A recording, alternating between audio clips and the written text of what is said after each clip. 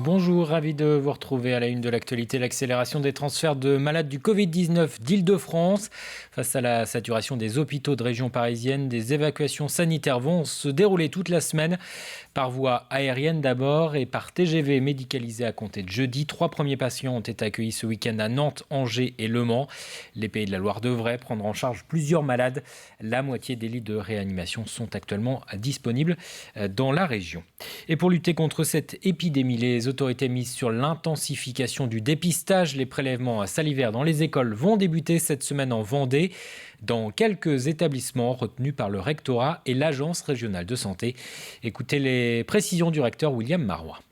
Les tests salivaires, d'abord, c'est pour les écoliers, donc uniquement pour les écoles. On identifie les zones avec l'ARS, qui a la responsabilité en matière de santé, notamment pour faire ces tests dans les zones où les taux d'incidence sont les plus forts. Les tests salivaires, ils sont faits par des personnels soignants. On a 98 médiateurs pour l'ensemble de l'académie qu'on va recruter aussi pour aider à la réalisation de ces tests. Et toujours à propos du contexte sanitaire, ce rassemblement organisé place Napoléon à La Roche-sur-Yon, plusieurs mouvements politiques et apolitiques avaient appelé à une mobilisation pour dénoncer la gestion de la crise ainsi que l'obligation de porter le masque ou le couvre-feu. Des mesures que les participants jugent liberticides et nocives, en particulier pour les plus jeunes. Nous trouvons les mesures appliquées aux enfants de port du masque absolument injustes, puisque les enfants ne sont pas contaminants, et également complètement disproportionnées, parce qu'elles occasionnent énormément d'effets secondaires, aussi bien physiques que psychologiques. Il y a beaucoup d'enfants qui consultent en psychologie, voire en psychiatrie, et c'est absolument tragique. On est en train de complètement gâcher leur enfance, de voler leur enfance. Et donc on est là pour s'opposer à ça. Et il y a aussi avec nous d'autres gens qui protestent plus généralement contre les restrictions, contre la gestion du Covid et contre les restrictions abusives qui nous sont imposées. Dans l'actualité également, ce chiffre 10 000, c'est le nombre de personnes qui auraient été victimes en France de violences sexuelles de la part de prêtres. Une estimation de la commission Sauvé, chargée d'étudier ces faits de pédophilie dans l'Église. En Vendée, l'évêque de Luçon a fait acte de repentance publiquement en octobre dernier. Et hier, une cérémonie s'est tenue en la cathédrale de Luçon. Une plaque a été dévoilée en présence de victimes, une première en France.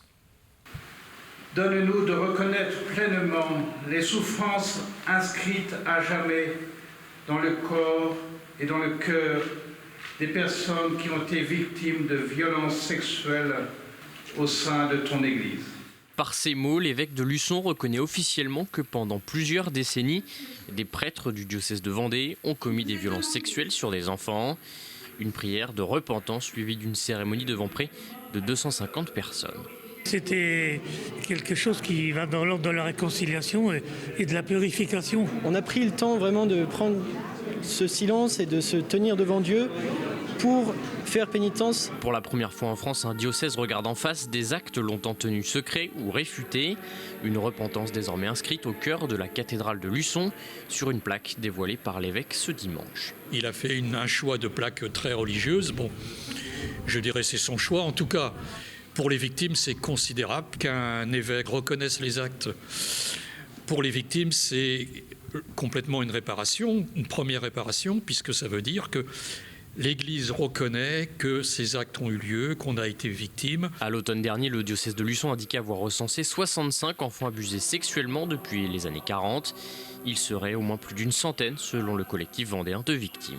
Je me réveillais souvent la nuit, où j'avais du mal à m'endormir. J'avais toujours les mêmes images de ce monseigneur et de l'odeur aussi de sa sueur. Et que depuis que je fais partie du collectif, que j'en ai parlé, que j'ai rencontré d'autres personnes qui ont subi exactement les mêmes choses que moi, ça permet quand même de comprendre qu'on n'est pas seul. C'est la porte ouverte, j'espère, à beaucoup d'autres qui sont restés encore dans le silence et dans la souffrance. Pour les victimes, cette journée est loin d'être suffisante. La prochaine étape sera celle de la réparation.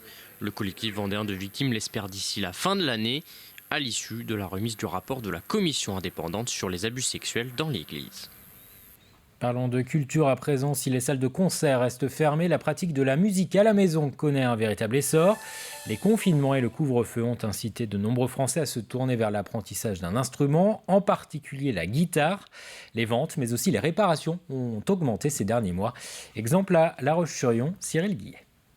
Comment on accorde une guitare, comment ça s'accorde, et puis un petit peu de théorie autour de la tablature et du solfège. L'industrie de la musique annonce une hausse des ventes de guitares d'environ 20%. Une augmentation qui a fait son apparition à la sortie du premier confinement. Pour beaucoup, la pratique de cet instrument est une bonne manière de se retrouver et de passer du temps loin des écrans. J'ai commencé à jouer, ça m'a beaucoup plu et je me suis dit pourquoi pas acheter la mienne. Est-ce que tu veux que je te les joue? Ouais, je veux bien. On en voit à la télé, dans les émissions, tout le monde vient avec une petite guitare pour envoyer sa chanson. Donc du coup, ça le rend particulièrement populaire. Allez, une petite guitare que j'ai fabriquée. Et puis effectivement, c'est aussi un outil musical qui est simple à balader. On la met dans une housse, un étui, et puis on a toujours la guitare sous la main sans que ce soit trop envahissant.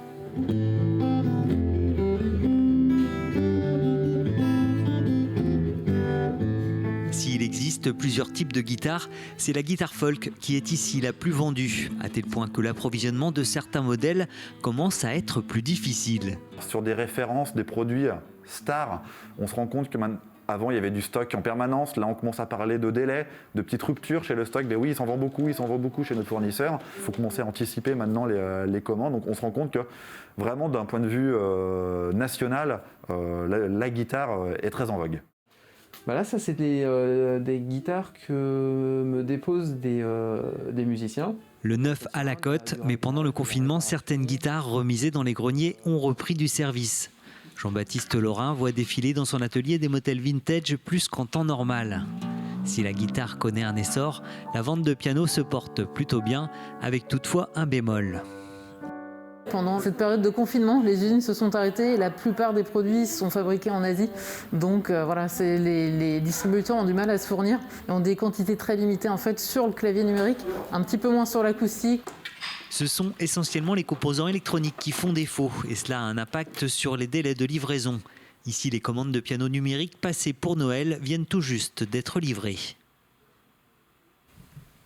Et puis un dernier mot de la Vendée-Va. La prochaine édition de la course de pirogue polynésienne organisée au Sable d'Olonne est annulée. Elle devait se tenir du 12 au 15 mai.